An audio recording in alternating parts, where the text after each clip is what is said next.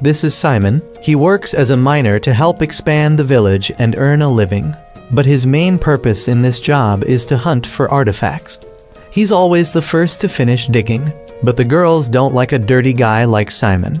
However, his senior Kamina wants him to cheer up and ignore those gossipy women. He takes Simon to his place and suggests that Simon's talented drill should be used for greater things. He believes they've been trapped in this small village for too long and now must try to reach the surface. The group then rides a herd of pigs and rushes to the top of the cave to drill to the surface. But just as the plan is going smoothly, the village chief appears and stops it. They are all caught, and the chief claims that the surface doesn't exist. But Kamina and his father have seen it before. The chief doesn't believe this because Kamina's father was known as a liar who always rambled about dreamy things. He asks why, if Kamina has seen the surface, he's still here, but Kamina remains silent. Their ancestors didn't allow them to break through the ceiling, and anyone who violates this rule is imprisoned. Those who Kamina considered his juniors also abandon him to get food. The chief knows Simon was forced, so he calls him back. Kamina doesn't force him to stay either. Suddenly, an earthquake occurs, causing everyone to take shelter. After it ends, Kamina shouts about whether they plan to live in fear of earthquakes forever, while on the surface there's no ceiling to crush them. But the chief once again opposes and imprisons Kamina. Simon goes back to digging and accidentally discovers something quite large that reacts to the small drill he found today. He excitedly reports to Kamina and urges him to escape, but as soon as they reach the door, the chief blocks them. He swings a sword at Kamina, who doesn't dodge. When the chief misses, he swings too hard and causes the ceiling to collapse. Suddenly, a monster falls straight into the village, and the chief is too scared to move. Kamina takes his sword and boldly challenges the monster. It can speak and mocks him, but suddenly a girl with a gun swings down. Kamina thinks she's from the surface. The three of them follow Simon down the tunnel because Simon needs to get to the thing he found. The girl reveals that she's from a neighboring village, not from the surface. She then finds a good spot to shoot at the monster's source, but Kamina keeps blocking her view, causing her to miss and attracting the monster's attention. Kamina believes that as a man, he should fight directly, but she's a woman. Simon then finds and realizes that the thing he discovered seems to be the head of a robot, and if they use it, they might be able to defeat the creature above. He wants Kamina to pilot it, but Kamina says that since Simon dug it up, he should pilot it, and he believes Simon can do it. Simon inserts the key and activates it. From just ahead, it grows limbs and flies back up. The three face the monster again, but it's still too big for them to handle. It punches the robot into the wall, and just as it's about to crush Simon, he manages to use the robot to save the other two who are trapped on the monster. As they don't know what to do, the monster suddenly hits its own head and falls unconscious. Just as they're feeling excited, the monster bites the robot again. Simon uses all the energy and creates several drills on the robot's body to escape. He's confident that with this weapon they'll win, so he charges forward, piercing the monster's hand and pushing it back to the surface. The monster is defeated, and all three see the surface for the first time. The girl introduces herself as Duco, but suddenly the energy runs out, causing all three to fall. The robot protects them, so they're all safe, just a bit sore. Suddenly, Duco notices two other monsters approaching. The three start running, and Duco forgets to warn them that the previous monster and these ones are part of a group, and there are many more, not just these few. Kamina wants Simon to stay and fight, saying that since they've had the courage to come this far, they shouldn't run away again. Kamina rushes out to challenge the monsters, but Simon manages to save him just in time. Simon still doesn't dare to stay, so Duco has to use her gun to shoot back. They run and shoot for a while until the robot runs out of fuel and Duco runs out of ammo. Luckily, people from her village arrive to support them. Now we know that these monsters are also robots with creatures controlling them from inside. The one that was shot had to abandon its robot, and along with the remaining one, they run away. These controlling creatures are called Ga-men. They attack at dawn and retreat at dusk. She then returns to the village, and Kamina encourages Simon, saying that he tried his best and always came to rescue him when he was in danger. A flamboyant young man named Ron comes to check out the robot and finds it quite interesting as it suits his taste.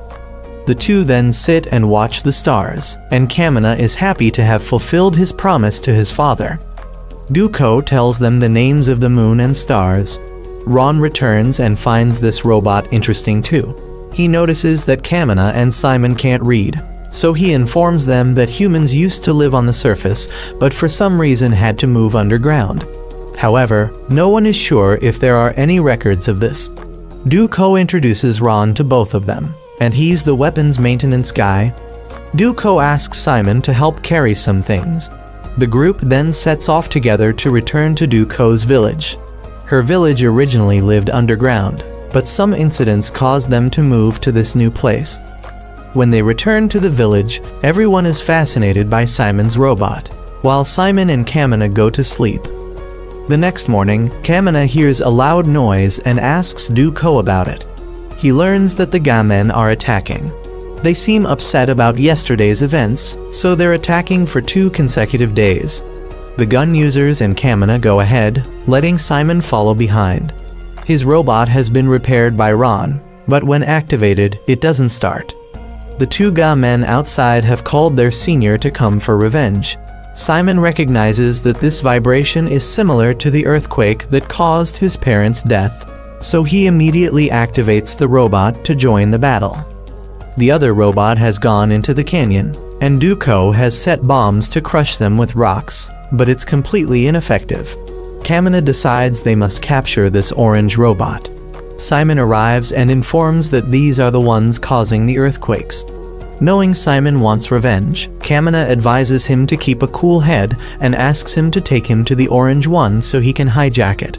As they charge, the blue one attacks.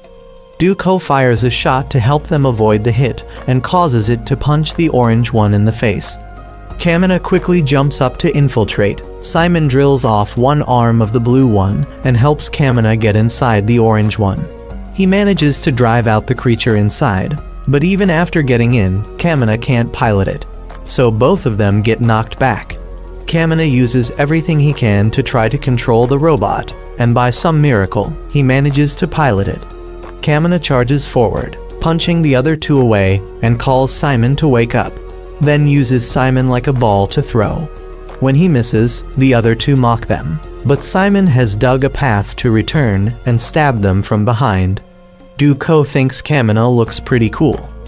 Kamina then names his robot and also discovers a skeleton exposed after the battle. Kamina is surprised to see his father's necklace, so he goes down to check and finds his cloak too. Kamina thinks his old man passed away here and is heartbroken. That night, Kamina still pretends he's okay. Duko thinks he must be heartbroken because he went looking for his father only to find he had died.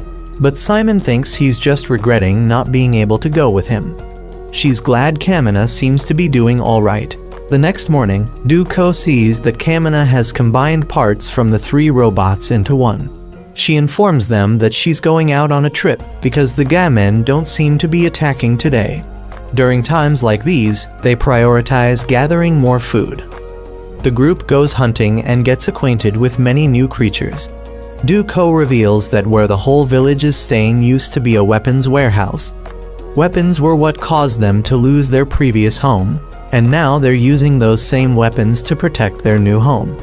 Duko is considered the village's best sniper, so she gets to use this gun that can shoot both bullets and arrows. She shows Kamina how to use it, and he shoots his first prey on his first try.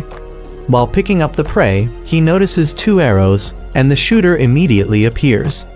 This person introduces himself as Veray and claims to be the captain of the human extermination force. The 2 young men have a battle between sword and knife, but between a well-trained individual and a young man who lived in a cave, the gap is still too large. However, thanks to a sneak attack, Kamina manages to leave a mark on Veray's face.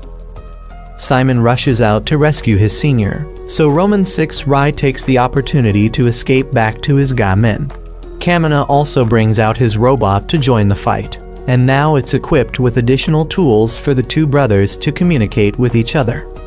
The two young men engage in combat again, and experience once more helps Roman 6 Rye dominate. Simon has to intervene to help, and they both use their old trick, but when they're about to sneak attack, Varai turns around and counterattacks. He won't let himself be ambushed twice and then shoots a deadly beam towards the two brothers. Not seeing any trace of them, he knows they've escaped and vows to deal with them next time. Duko thinks something has happened to them, but when the two brothers emerge from the mountain, she sighs in relief. Kamina doesn't understand why Simon ran, and Simon says he was scared and wanted to go back because there are stronger enemies out there. Duko offers to replace Simon in controlling the small robot, but Kamina doesn't allow it because he believes in Simon. The next morning, the whole village decides to join Kamina's group. The team waits for Roman 6 Rye to arrive. He does come and compliments Kamina for not running away, but Kamina still taunts him. When they start fighting, Kamina is repeatedly beaten. Gunfire doesn't affect very much, and he blocks Duko's sniper shots while simultaneously beating Kamina. Seeing his senior being beaten so badly but still trying to stand up, Simon realizes he can't remain weak like this forever. He gets up, and just as Kamina is about to be hit by another beam, Simon rushes out to deflect it. Kamina decides to use a new technique with his junior, fusion. He does this by having Simon stab into his head. Varai finds it ridiculous and wants to shoot another beam, but the two have truly fused and block the beam. Kamina rushes forward, punches off Varai's hat, and puts it on. When Varai draws his sword, Kamina uses 2 drills to destroy it. Varai uses a smoke screen to escape, but Simon doesn't want to chase after him yet. That night, they repair the robot, and Ron finds the location of the enemy's lair through the source point on the robot. Kamina goes to his father's grave to take the cloak and decides to explore the world in his father's place. The group then decides to set out to eliminate Roman 6 Rye's group once and for all. Ron will go with them, and Duko is hesitant about whether to go or not, but the villagers allow her to go, saying they can protect the village themselves. And so, the journey of Kamina's quartet begins. During the journey, Kamina demands Simon practice a more elegant way of transforming, as stabbing into the head every time they fuse is too crude. He keeps throwing rocks at Simon, forcing him to run. Ron examines Simon's robot and finds it special and different from the others. Another group hears the commotion and discovers them causing trouble. They attack and bomb them, thinking Kamina is one of those beast men. Simon is surrounded by 3 others and realizes they're all female. A young man comes to confront Kamina. They think Kamina is a beast man because only beast men can control these robots, but he says he stole it. The 3 girls near Simon then all turn towards Kamina. They introduce themselves as 4 siblings. Because their names are similar, they'll just call the young man the eldest brother, Kai Tan, and the 3 sisters are Glasses, Purple Hair, and Big Grapefruit. Kai Tan doesn't like Kamina and wants his sisters to stay away from him. While they're arguing, Duko and Ron come to mediate. The girls then have to go find food and accidentally discover a fluffy creature lying there. The boys are lying around complaining about hunger, and Kai Tan reveals they're chasing a 16-faced beast man. Suddenly, the girls return with the pink creature. As they're about to eat it, the others wake up and they can talk. There are 16 in total and they run away. Kai Tan realizes this is what they've been hunting and follows them. They run back to their robots to fight, and there are 16 robots here. While the 4 siblings buy time, Kamina climbs onto the robot and Simon wants to fuse, but Kamina refuses the old way of fusion. The others also fuse. Simon wants Kamina to stop being stubborn, but he insists. Simon thinks about why Kamina is doing this and understands. He tries to fuse but is blocked by the others. Kai Tan is about to do something when Duko comes to him for a ride. Simon, after struggling, manages to reach Kamina and then fuses by jumping into the air to look cool. After fusing, Kamina wants to show them that quality will beat quantity.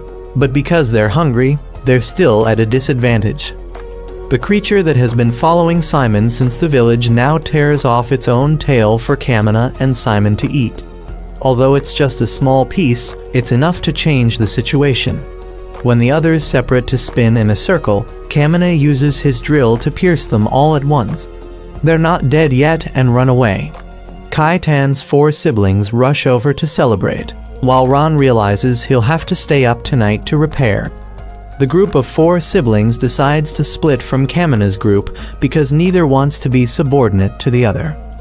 A few days later, the group continues their journey, with Duko and Kamina arguing throughout. They accidentally cause the ground to collapse, dragging Simon and Ron down with them. When they wake up, they find themselves in what seems to be a village with a primitive level of development. The villagers think the robot is an electric god, and that they are divine messengers. The place seems quite poor, so there isn't much food. They even request Duko to wear more modest clothes.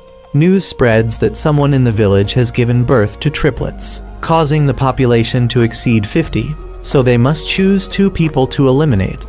A village boy comes to ask the group about the situation above, and Kamina bluntly says there are no electric gods or heavenly people here. That thing is just a robot. But the boy reveals that they only started thinking of it as an electric god when the new religious leader arrived. Just as he's speaking, the leader appears. He introduces himself as the religious leader. Kamina shows attitude towards him, but he only asks the boy, Rosi, to go to sleep for tomorrow's ceremony. Kamina has an uneasy feeling about him. The next morning, Rosi discovers the secret about the electric god. It's actually a robot. But the religious leader stops him. Kamina now realizes why he hates the leader. He's just like the village chief from his past. The selection ceremony then takes place. 52 villagers draw lots, and 2 children are chosen. The old man brainwashes the village, saying being chosen means being selected by the god to ascend to the higher realm. But in reality, they're being sent to the dangerous and barren surface. Kamina refuses to take these 2 kids with them.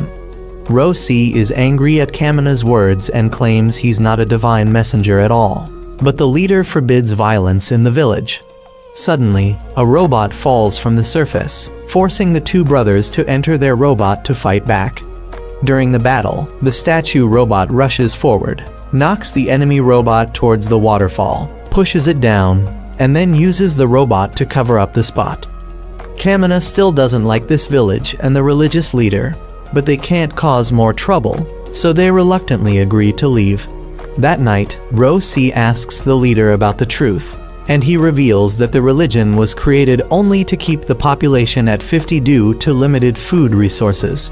The 2 chosen kids were selected because they have no family. The next day, the kids set out, and Rosi also leaves to find a new place for the whole village to live without being bound by rules. All 3 are welcomed by Kamina's group. On their continued journey, they still can't reach the source point because it keeps moving. Duko feels unwell due to the stench. More gaimen fall down, so they fight first and think later. After the fight, one escapes, and Rosi thinks they should chase it to follow it to the source point. But they chase it until they get lost in the fog. An old man appears and shows the group the way. The group is led to a resort, and the owner of this place knows of Kamina's reputation. He and the group are warmly welcomed and well fed. The group also meets Kai Tan's 3 sisters again. When asked, they learn that Kai Tan is away on business. All 3 were chasing a gaimen and got lost in the fog, and were also led here by an old man. The owner then invites the group to try the hot springs. Kamina hears that hot springs are like paradise with breasts and peaches, but the experience is just bathing with other men. The 2 young men are discussing their dream of going to the moon when they suddenly hear the girls playing with each other's bodies on the other side. Kamina wants to see at all costs. He asks Simon to drill a hole so he can find another spot. But when Simon drills a hole, he overhears Duko saying she sees him as someone who lacks confidence and always relies on Kamina. But she believes that when Simon grows up, he'll be a reliable support because he always helps her in difficult times. Hearing this, Simon feels comforted enough to fill the hole. Ro-C is now investigating because this place is too suspicious. Kamina has climbed up the wall, but before he can take a look, suddenly the entire bathhouse transforms into a giant robot.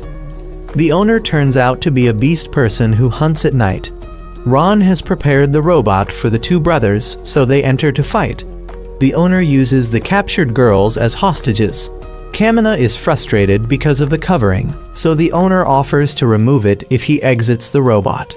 He chooses desire and gets out, but is shocked to find everyone in swimsuits. The robot has been taken away by those they've encountered before. The robot runs to where Ro-C is, so he takes the opportunity to climb in. Kamina jumps onto a gamen, while Duko finds a gun somewhere and shoots down the cage. Both sides run towards each other, and Duko punches Kamina in the face for his stupid move earlier. Meanwhile, Simon and Ron are about to be crushed when the others manage to break into the control room. The owner arrives and uses a remote to tighten the girls' towels. Kamina is restrained, but the boy traveling with the group gets the remote and turns it. Seeing it loosen, Kamina asks the boy to turn it all the way, thinking he's about to get a view, but there are swimsuits under the towels. Frustrated, Kamina calls Simon to get everyone out. They all squeeze into the small robot and head to the large robot Ro-C is piloting. Once fused, Kamina uses the glasses on him to split a gamen in half. Duko is so happy she accidentally exposes herself and runs away. Suddenly, a beam of light appears and Vere officially returns. He comes to reclaim his hat, but asks them to put clothes on first. Both sides then engage in battle, with Vere saying that dealing with naked monkeys would ruin his reputation, as he's a soldier of the capital. Simon realizes the capital seems to be their base. Vere claims the capital is the only civilization and has a king ruling it. After fighting for a while, Vere's weapon is once again destroyed, but he remains confident because he has the entire capital behind him.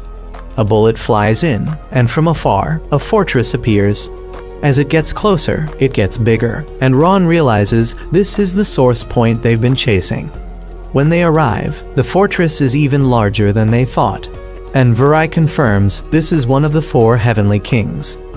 Kamina finds it more interesting and tries to act tough, so the king gives him a few shots. Despite the damage and many people advising him to give up, he stubbornly refuses. Somehow, the 2 brothers manage to repair the robot, and Kamina uses the pressure from an explosion to fly onto the ship and kick Vere in the mouth. Duko's group is sent 3 gamen by the heavenly king, but a robot falls down and takes care of all 3 at once.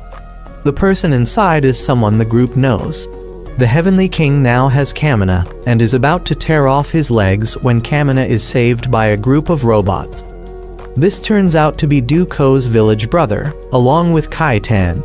Duko explains that they've all learned from Kamina to steal robots to pilot, and more people are coming to help. Kamina doesn't give up, but Simon manages to persuade him to back off and hand over control. He lures the entire fortress to a cliff edge and then collapses it, causing the fortress to fall. He manages to cling to the cliff face and return to everyone. That night, the group meets and gains new members. Kamina decides that tomorrow the fortress might return, so they'll try to capture it and turn it into their base, with Simon as the key player. During the planning, the reason Simon is chosen is because his small robot has the ability to take control, so he'll have to handle capturing the fortress. Duko then wants Kamina to be less reckless because there haven't been many consequences so far, but now they need to be more cautious. A while later, a volcano suddenly erupts, and Kamina still sees this as the first challenge for their grand gang. Duko later comes to encourage Simon so he won't worry too much. He's about to tell her something but stops. She then goes to Ron to get the newly modified gun barrel.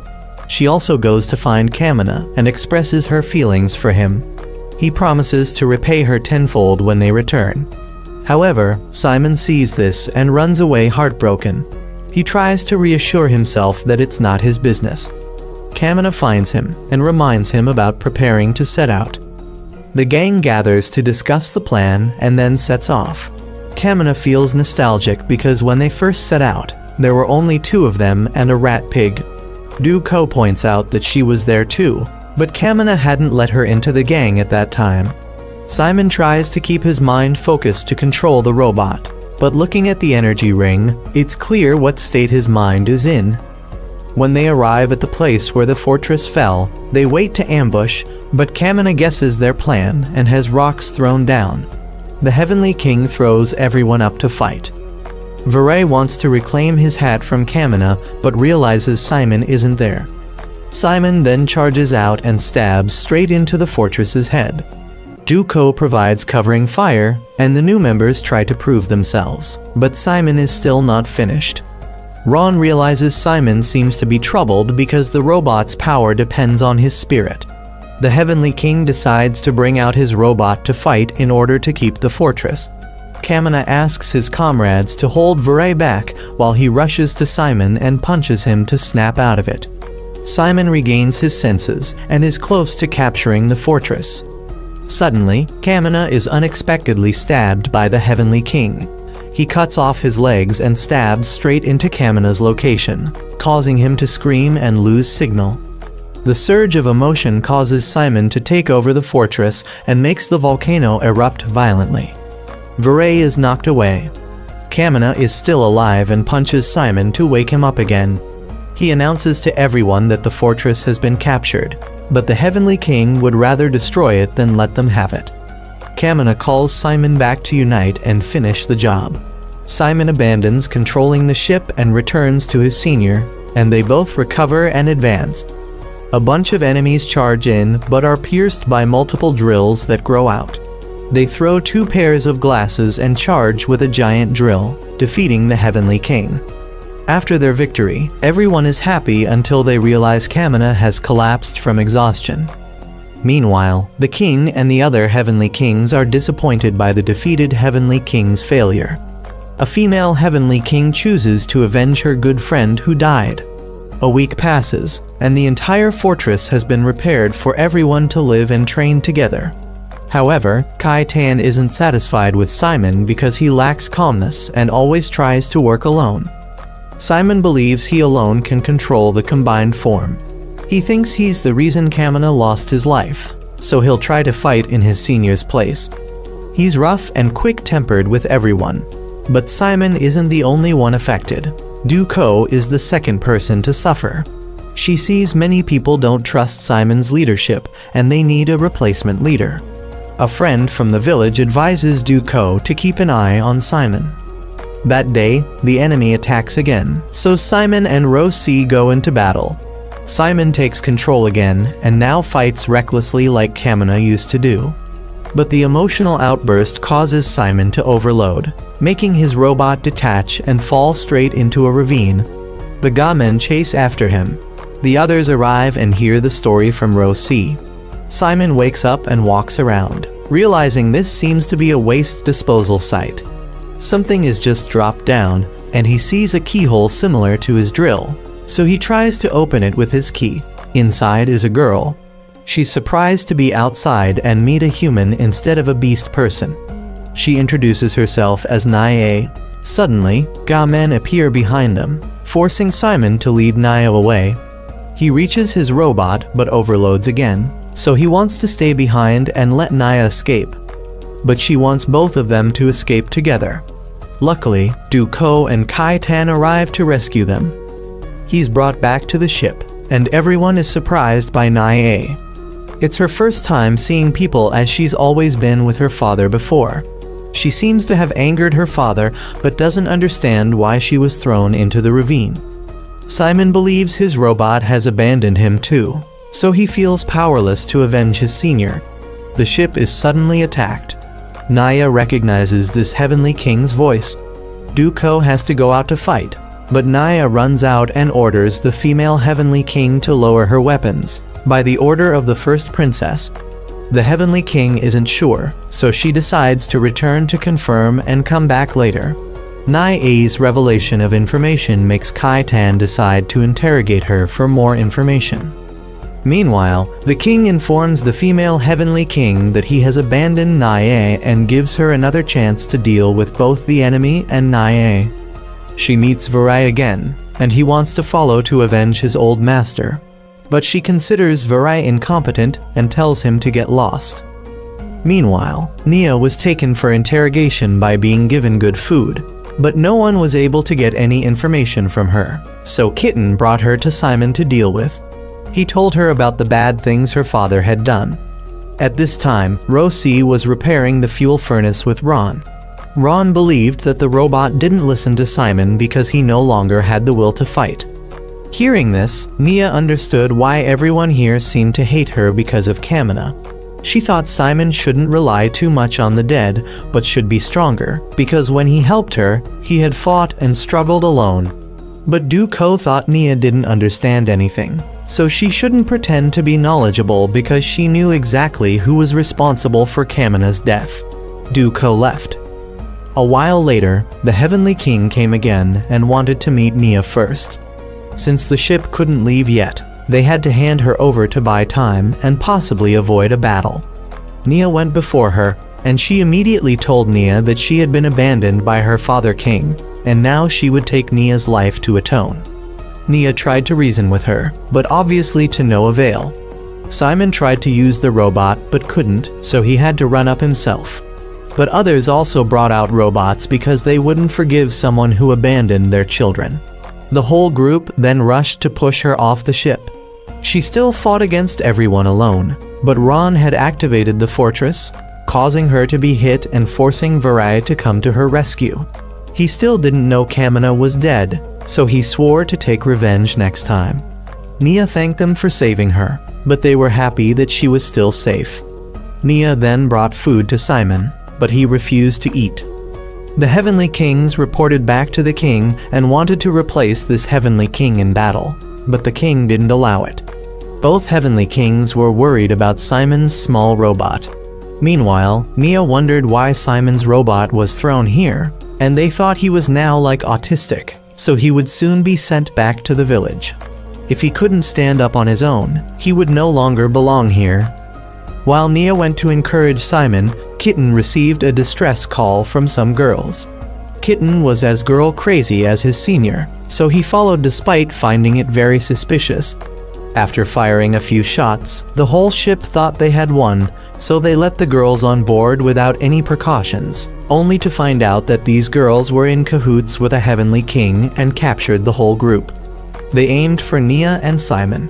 When Nia heard that a Heavenly King wanted to meet, she went along to negotiate, while the whole ship was captured to await trial. This Heavenly King was Guam. He made Nia understand everything that had happened to her, because the king viewed childbirth as a pleasure and didn't like any child with self-awareness, only wanting children like living dolls.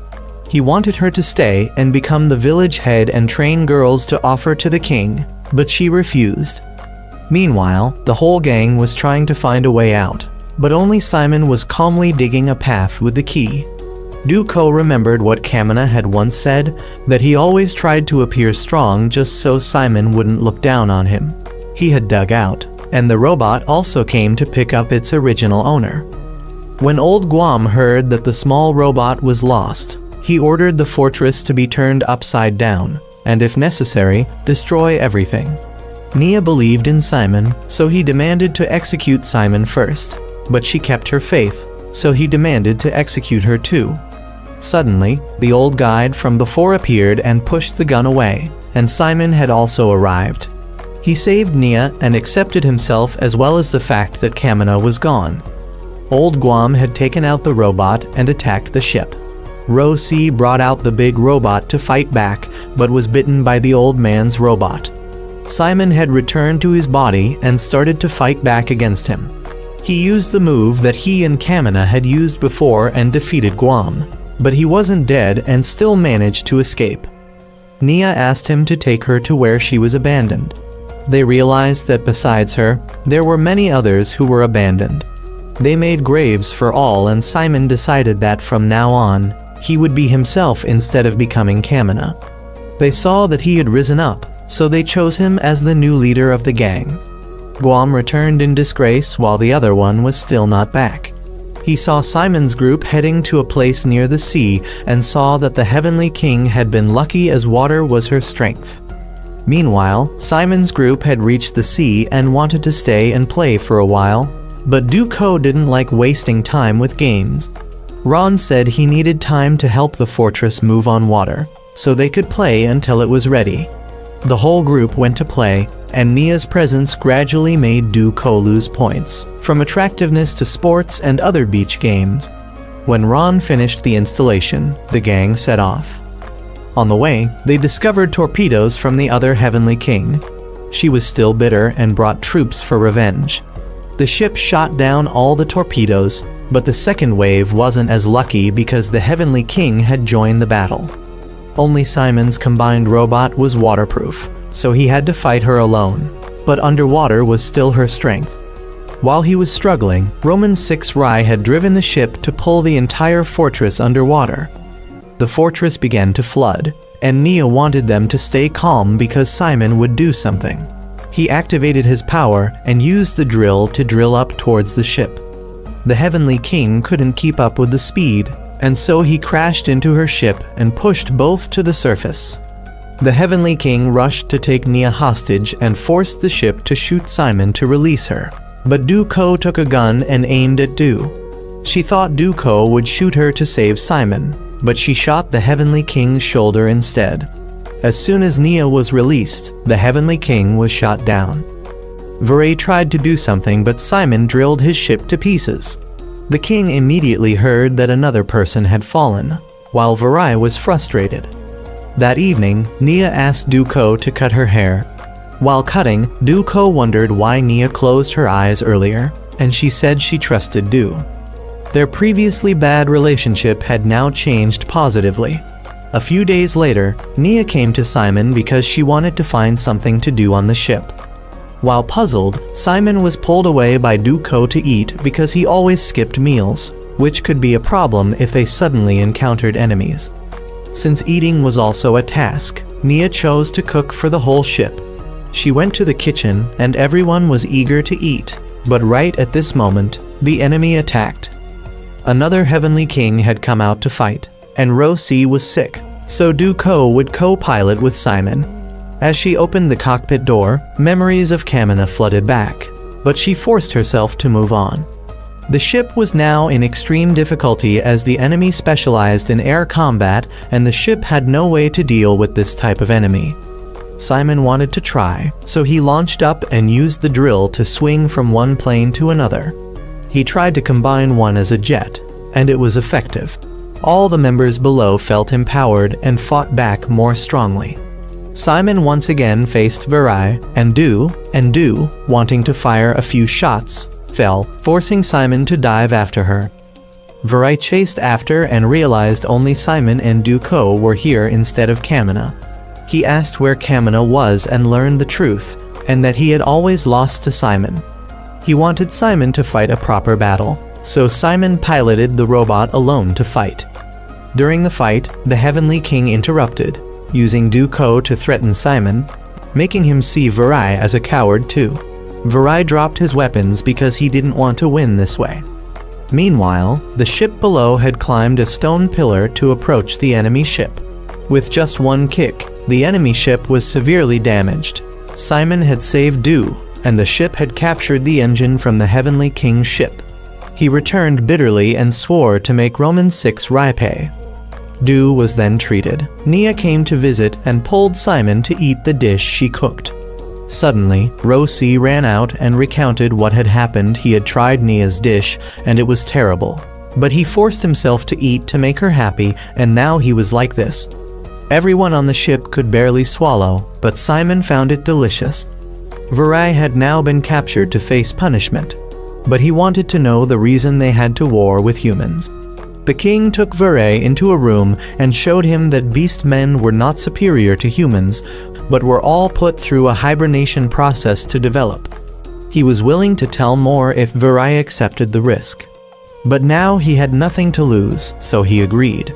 Simon's side also had to quickly prepare for the battle, as this one seemed to be very big. The king had sent out the previous heavenly king to battle, and he also saw humans as a threat. Although humans were confined underground, they still rose up to fight. The enemy ship appeared, and Simon's ship had been upgraded and could now fly using the core they obtained earlier. Everyone went out to fight, and the 4 kitten siblings would fight together on the battlefield this time. Simon and Rose C quickly set out, and the kitten siblings could now unite to fight. While they were evenly matched, the fortress was captured by Old Guam from the ground. Simon had asked Kitten and others to handle things down there while he would take care of things up here. Simon used a power breakthrough to launch drills and deal with all the smaller foes at once.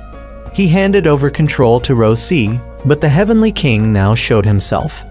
Simon and Rose C were quickly caught and about to face the saw blade from him, but suddenly an army arrived to reinforce them. They were humans who had followed Kamina's idea of robbing robots and now came to support. They shot down all of the Heavenly King's troops. He intended to use all his strength to drag Simon along, but was hit by the entire ship, causing both him and the ship to perish. The ship's wreckage fell onto Old Guam, but after the explosion, he was unaffected. He ran to the capital and spun it to create a vortex. Many people who didn't know rushed in only to be destroyed. The ship couldn't communicate, so Nia used a projection to stop them, believing Simon would turn the situation around. They realized they hadn't seen Simon for a while, but he was now drilling from below and piercing straight up to where Old Guam was. However, the armor was still too hard, so he was pushed back, but thanks to that hit, the drill had gotten in. He rotated the drill in the opposite direction, quickly dissipating the vortex Old Guam had created, and thus all the Heavenly Kings were destroyed. But suddenly, all the houses in the capital began falling to the ground, forcing the gang to run. However, they suddenly detected a signal similar to Simon's robot, so he flew up and saw the king. He was about to rush in when the entire capital turned into a robot and raised its hand to block him. The king flicked once, and the robot flicked back, sending Simon flying. Nia wanted to meet her father, but Rose C knew this wouldn't be easy, as he had released a bunch of obstacles to block the way. Kitten and others would clear the path for him, so he should remember to give the king a few punches for them. The whole ship followed Simon while the army was dealing with the remaining enemies. They went through a gap on the right side, but the king still noticed and delivered a blow there. They still used firepower to pierce through and then launched the sword carrying Simon straight to where the king was.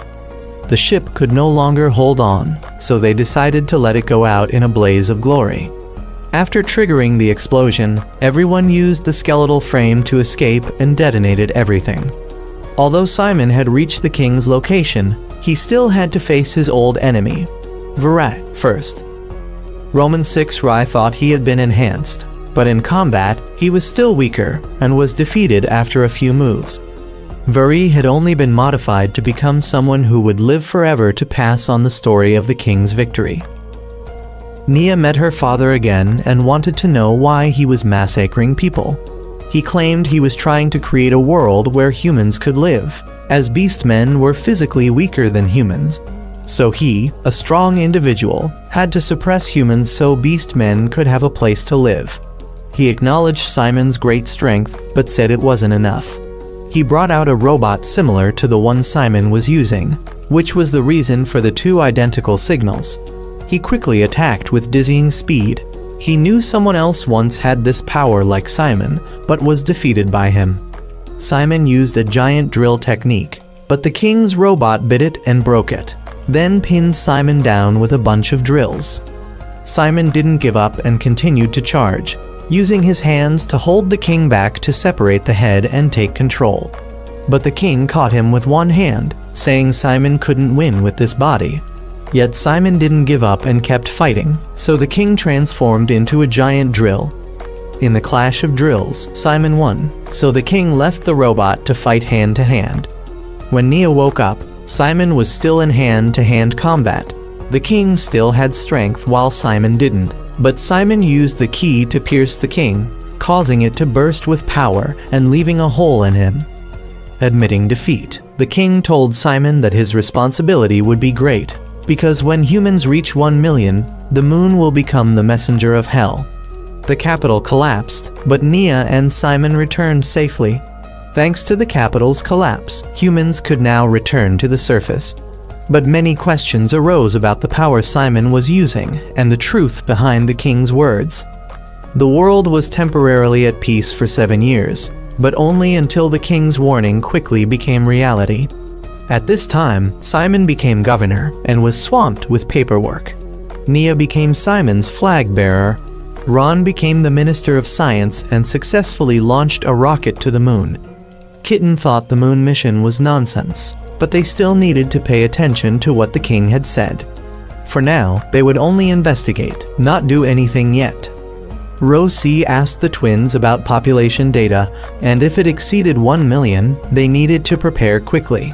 But because they hadn't done a good job, Rosie was very angry and said that those who left to avoid politics were better than those who couldn't do the job but still arrogantly sat there.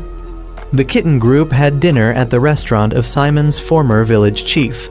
Kitten's younger sister had married and was about to have her first child.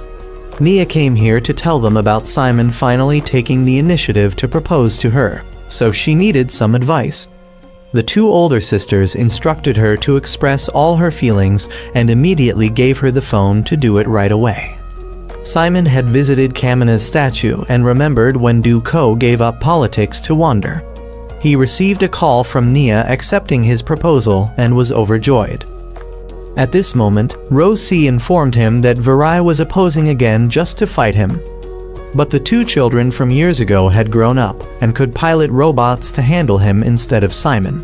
Virai, with his shabby robot that hadn't been repaired in 7 years, couldn't win the fight. He was captured, and Simon thought he was truly holding a grudge. The war had ended, but he still wanted to oppose. However, Virai revealed that besides those who wanted to live on the surface, there were also people who were used to living underground, and what Simon was doing now was similar to what the king did years ago. Rosie interrupted, making Simon think about this issue. Simon blamed Rosie for not mentioning this, but he did it to find the 1 millionth person. What would happen if they found them? Would he expel them like his village did before? Rosie had a large research room to study how to maintain this government. He and many others had tried to create a biological computer, and everyone was fiercely loyal to Rosie. That night, Kitten's sister's child was born, but it was the 1,000,000th person, and the moon immediately dropped a giant robot that devastated the city. Nia's body suddenly had a strange phenomenon, causing her to scream and disappear. The robot had no face, and the old robots sent to fight it were almost useless against it. Swords and bullets were all absorbed by it. Simon had to go into battle despite Rosie's objections, believing that as a leader, he had a duty to protect the people. He used his drill to add more energy and destroyed the robot, but its debris exploded wherever it touched, causing even more damage. Rosie had to send people to quell the chaos first. Suddenly, Nia appeared and revealed that she was an ancient race and realized that this planet had too much energy beyond the permissible level, so it needed to be eliminated. They tried to find Nia's location but couldn't. She then disappeared, and citizens continuously called to complain about house fires and threats from Nia. Everyone had to keep answering to reassure the people. Rosie had conducted an experiment and maintained the king's consciousness with just a head. Simon kept searching for Nia, but Gimme and Derry, the 2 kids from before, came to stop him, worried that his flying around would make people think something serious was happening. He decided to use a small robot and let them take his body back. He searched everywhere for familiar people but couldn't find her. When he reached the lake, he accidentally met her again. She began to say incomprehensible things and viewed him as the owner of that key and also the one who would destroy the universe. On Rosie's side, he asked the king about the confusing things, and the king explained that the energy Simon used was the evolutionary power within each person. Nia's people were those who feared this ability, so those who awakened this power, like him, had to be protectors of humanity. The reason he pushed humans underground was because he had failed and was imposed laws by that race. He pushed humans underground to prevent them from developing and then being annihilated. But humans' fighting instinct was too great and caused the current situation. Nia also explained to Simon and believed that if 1,000,000 humans awakened, it would be a great threat to them. In 3 weeks, the moon would leave its orbit and crash into Earth, and that would be the end of everything. Rosie didn't want anyone to know, but Kitten ran in to remind him to watch TV because the people had heard everything Nia had said. Nia said she had awakened the genes of the new race, so she would give up being human and let the 2 robots handle it themselves. The entire army went into battle, and Ron said this robot had an outer protective layer, and when that shield was broken, it would scatter into fragments as seen before. Simon rushed in to fight and let it scatter. They would use guns to shoot down the fragments before they fell. Both robots were destroyed, but if there were more, this method wouldn't work. People began to curse the government despite Rosie's attempts to explain. He knew things would get worse and needed someone to take responsibility, so he decided to imprison Simon. The people unanimously blamed Simon and demanded that he take responsibility. Rosie's reason was that because people had seen him talking and fighting with Nia, they now viewed him as a dictator like the previous king. Before, they were bound by gods, now by laws. He believed that to achieve results, there must be sacrifices, and Kamina's departure made them stronger, so Kamina's sacrifice could be seen as something to celebrate. Simon saw that Rosie had truly changed and was now no different from the cult leader in his village years ago.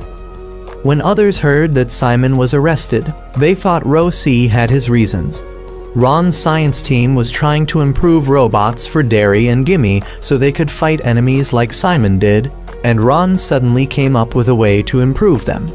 After digging through the secret information left by the king, Rosie found a vast area considered the king's trump card.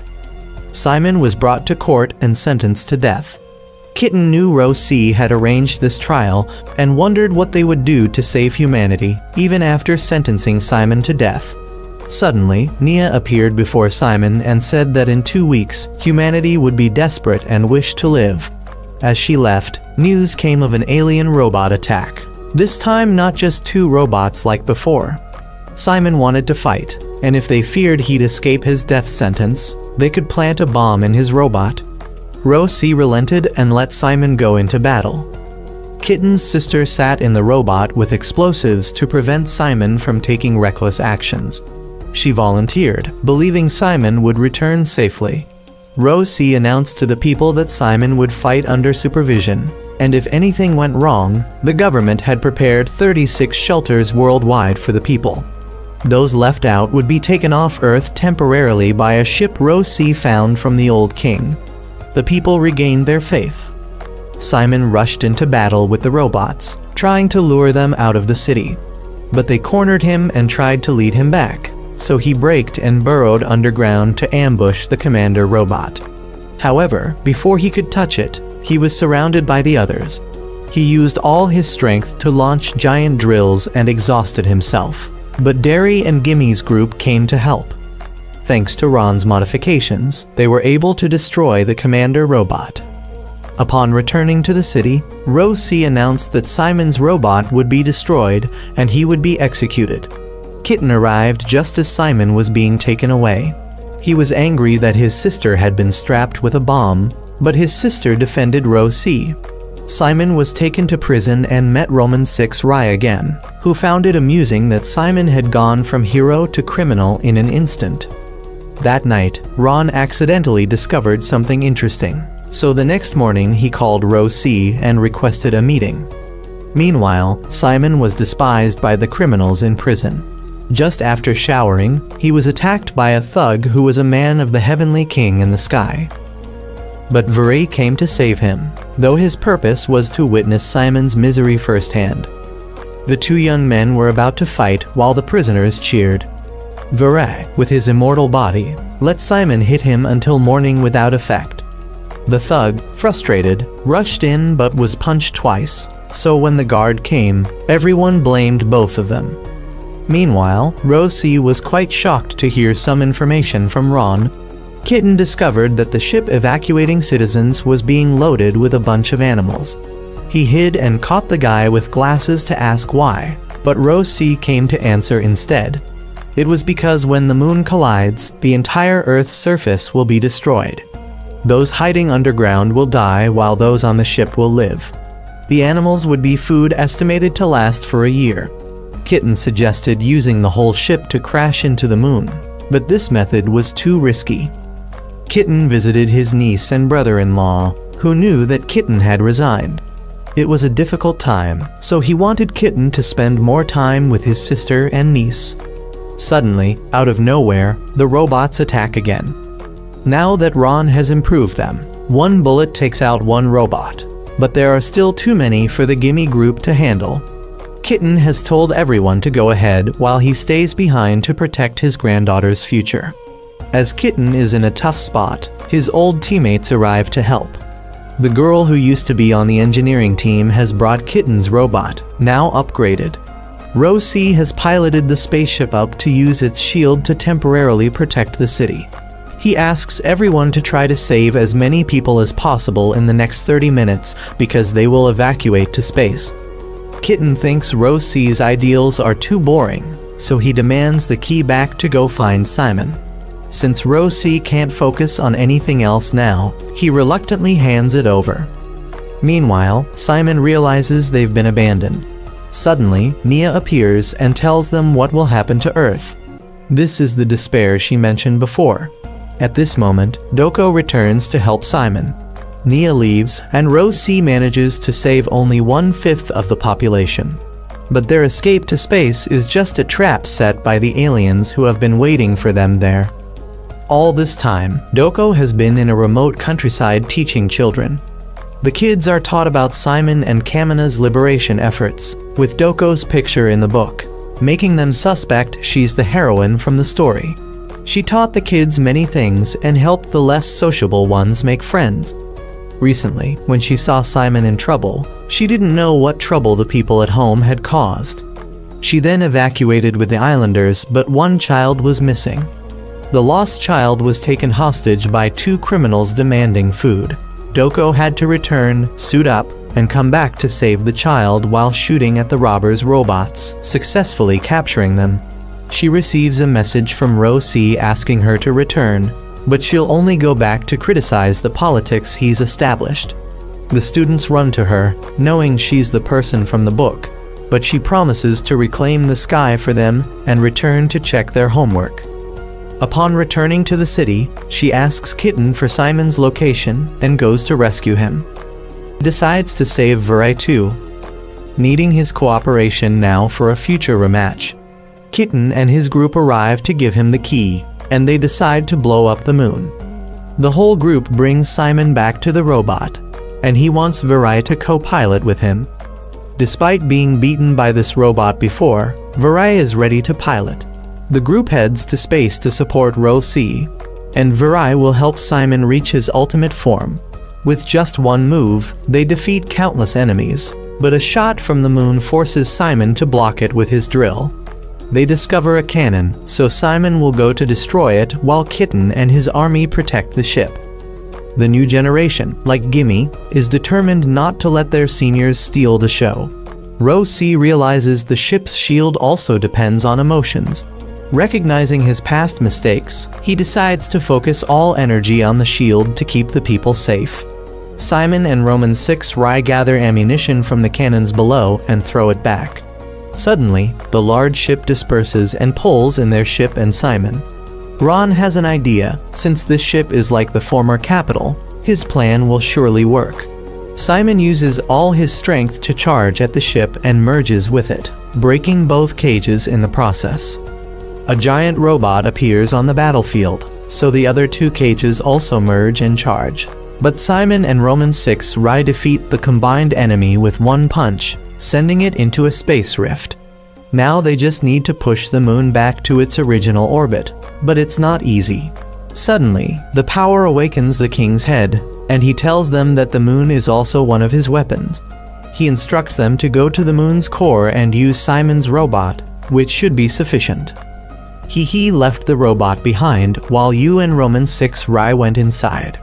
Row C chose to prioritize saving people, so if they couldn't stop it by a certain point, he would make the ship leave. Just as they were about to enter, Simon encountered Nia here. She was still obstructing them, saying that if they intended to stop the moon, they would have to kill her. Varai was about to do so when the king called to stop him, warning that damaging Nia's body would create a significant explosion. Simon had communicated mentally with Nia, knowing she still wore the ring he gave her and always appeared when he was most desperate to seek his help. So if she still believed in the future, she would avoid it. Simon recklessly drove the drill in, and she did indeed dodge. The moon shattered and transformed into a ship to fly back into orbit. Nia revealed that her opposition had caused the alien race to decide to fight to the death, meaning the war was not yet over. Simon wanted to win in order to reclaim Nia. She would be called back to the aliens' headquarters, but she still believed in the small possibility that he would be able to bring her back. Row C felt that in the end, he couldn't surpass Simon. Simon and the entire ship successfully returned to Earth together. A week passed, and Varai was recognized by the Council as a member of the team. Row C had left to rebuild Earth, so Ron would be the one to implement the strategy.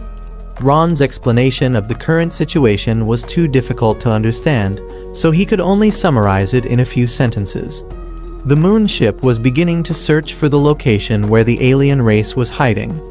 Row C had returned to his former village and met the old religious leader. The two had a pleasant conversation, and Simon wanted to go find Row C and bring him back because, according to Kai Tan's sister, he had been acting strangely lately. He had entered a deep part of the village, while Simon and the sister went to Row C's village because, as he had once said, the whole village was half of his heart. Row C was about to end his life because he had nearly sacrificed hundreds of thousands of people, a sin too great for him to bear. The king saw Simon accelerating and helped him by teleporting him straight to Row C.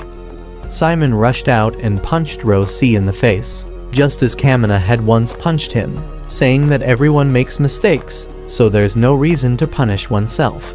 He believed Row C had done the impossible, so he should come back with him. And there was someone who needed to see him more. The three of them then left, and Row C felt quite nostalgic about this cockpit. Upon returning, they heard that the king had determined the hiding place was in a different dimension, and he could teleport them as he had just teleported Simon.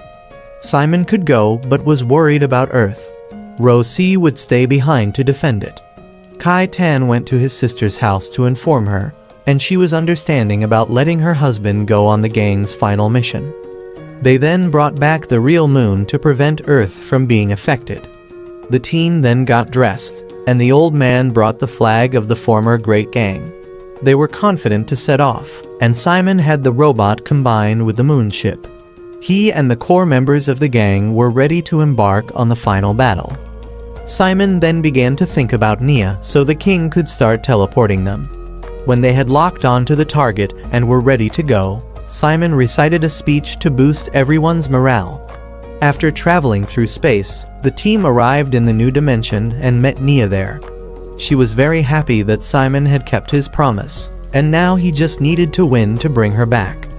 He knew this was just a projection, so he teleported again, but the situation was still not favorable. The alien race had discovered them and sent down 2 ships. Simon also deployed his forces. The others would handle the smaller ones while he used the entire robot ship to try to drill into the enemy ship. But it wasn't enough, so the king let him combine with his moon ship. But the energy required to maintain it was immense, so Simon might be able to use it. Everyone decided to buy time for Simon so he could charge enough energy and bring a larger drill here. While fighting, the enemy ship began to move. Simon still needed 10 more minutes to charge fully. Duco began to find it strange that this group couldn't be this weak, so he ordered a full retreat. Wanted to go rescue their comrades. Kai Tan wanted to go along, but they didn't allow it.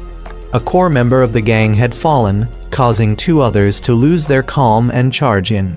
A barrage of missiles headed towards the ship, forcing the entire ship to try to shoot down each missile. But the two who rushed into the enemy formation had also exhausted themselves, and they left some final words for Simon before deciding to sacrifice themselves. Then, space gates suddenly appeared and dropped huge missiles. Duko destroyed the first one, Darai destroyed the second one but damaged the robot, and another core member used their body to block the third one. Gimmai came to save his childhood friend but got stuck, forcing the twins to go and bring them both back. These two brothers then chose to stay behind and sacrifice themselves to drag along a lot of enemies. Simon vowed not to forget this moment and was now ready to join the battle. However, suddenly the process failed, causing the entire ship to fall and sink into the sea. Surprisingly, there was a sea in this space. Ron immediately explained that this place had been condensed, making it look like a sea. Attempts to fire cannons resulted in the shells disintegrating. The king revealed that this was a place that absorbed energy. The more it absorbed, the denser it became. Simon decided to use a lot of energy to push the ship up before they were crushed by the pressure down here, but those above rushed down to push them back. This dire situation forced Kai-Tan to join the battle, even though his robot hadn't been properly repaired. Duko and the young pilot couple also insisted on following Kai-Tan, making it impossible for him to ignore their wishes. After clearing quite a bit, they discovered something strange. The king informed them that these were people from different spaces coming to challenge this race, and the battle here was just like a grain of sand to them. Simon couldn't let the sacrifices of so many people be in vain, so he took a risk and directed the ship downwards. He decided to drill into the core of this sea area. There was a layer surrounding the core, but it would be disrupted if approached by a strong energy source. Knowing this was quite risky, but for now, it was the only way. Simon collapsed because he used too much power. Roman 6 Rai felt useless when he couldn't use his power, but Simon's guinea pig entered Roman 6 Rai's cockpit and unleashed a considerable amount of energy. The drills were energized to launch towards the core, but the pressure here was too great, so they needed reinforcement. Kai-Tan decided to turn his robot into a drill to charge in. He took a kiss from Duko for motivation and then embraced the drill for a suicide mission. He broke through the outer layer, but his robot was also compressed. However, Kai-Tan wasn't dead because he still had a small robot inside, and at this moment, he awakened his hidden power to shine one last time as he destroyed the core with his own hands and perished in the explosion. As the core exploded, energy burst out. The moon ship absorbed it to complete its transformation. The entire moon ship could now confidently surface to confront the two ships waiting for them here. The first ship that fired was immediately dealt with by just a glass throw. The second one tried to fire back and caused damage to the robot. The alien race realized Simon was still pressing forward, sacrificing more comrades. They would show him the consequences of the power that would bring destruction to this universe. They believed Simon would cause people from many spaces to fight and annihilate each other, turning this universe into nothingness. Simon and the king knew this was true, but there was another truth. Naya was waiting for him, and he could turn Earth into a place for humans to live eternally. He was still determined to move forward, so the ship was brought into the space gate and would attack by surprise. The king had locked targets in all spaces, so whoever aimed at whichever one could fire. They fired at all gates and managed to pull the ship back, allowing Simon to finish it off with the drill. Nai's projection disappeared, and now they could go directly to where she was being held captive. But suddenly, the alien caused them to fall into the multiverse. Only the guinea pig and the king remained conscious, and he also encountered the mastermind. He was called Anti, and he saw a warrior like the king now reduced to just a biological computer. The guinea pig had evolved into a human and tried to attack him, but becoming human also caused it to be sent into the multiverse. Seeing no more threats, Anti left. In the multiverse, Simon was awakened by Kamina. He gave Simon a choice between two versions of himself, one who always lived with his head held high or a coward. Simon naturally chose the proud Kamina from before and then bid farewell to him and the comrades who had sacrificed themselves. As others saw Simon flying in the sky, they also awakened and regained consciousness.